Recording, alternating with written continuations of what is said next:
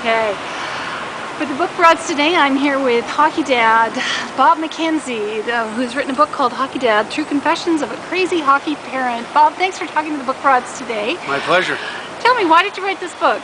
Oh, that's a good question. I guess I've always just felt like it was in me and it had to come out. And maybe it was all the badness had to come out, as my mother would have said. But, you know, it's kind of an interesting story.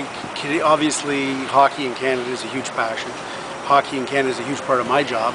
And the two kind of things intersected, hockey and my family. And I had two boys and put them right through the whole minor hockey system. And so there was a lot of good, bad, and ugly. And I think it's a story that resonates with a lot of people at a lot of different levels. I like the way you've written the stories, that it's your own personal tale, but it's actually very relevant to any parent in any sport, and talks about that balance between home life and professional life, and cheering your child on and being disappointed when they don't make whatever the next step might be.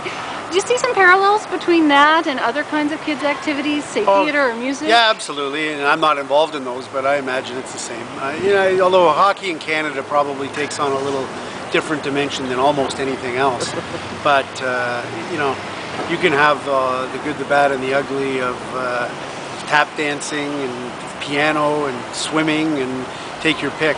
Anytime where there's a culture of people who are passionate about something and kids are involved, the parents tend to be overly involved.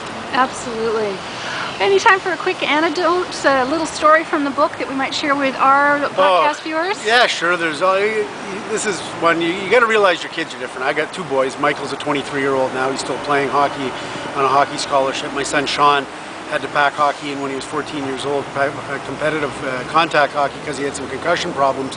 But you have to recognize they're different. And just anecdotally, my older boy Mike, even when he was 7 years old, he used to come out of the rink after the game and would be driving home, and he'd be in a lather, very agitated. I'd say, "What's wrong with you?" And he says, "We lost the game, and there were kids on the team that were laughing after the game was over, and I didn't like that." And I was actually trying to calm him down a little bit, saying, "Relax, it's just a game," and that. But the anecdote that got a lot of people laughing is my other son Sean. He was much more happy-go-lucky, didn't take things nearly as seriously, and it used to bother me. He'd always line up on the wrong side of the face-off circle, and this happened for a couple of years. And by the time he got to 7, he was pretty good with it, but he lapsed it a couple of times. And I was driving him home, and he was in the back seat. My wife was in the driver's seat, in the passenger seat, and we were driving along.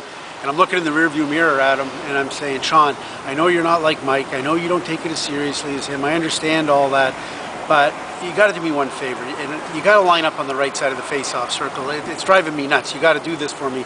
And I went on and explained 5 different ways. You're back to the goalie, you're looking down at the other goalie, all these things. And he sat, and I could see he's looking at me, and I'm looking at him, and I've given him this big lecture on how you do it. I said, "Can you do that for me? Do you think you could just line up? That's all I ask. I don't ask a lot." And he just goes, "What's for dinner tonight?" That's a kid. Thanks so much, Bob. This is the Book Broads. We've been talking to Bob McKenzie, TSN's hockey insider, about Hockey Dad, True Confessions of a Crazy Hockey Parent. All right, thanks. Thanks.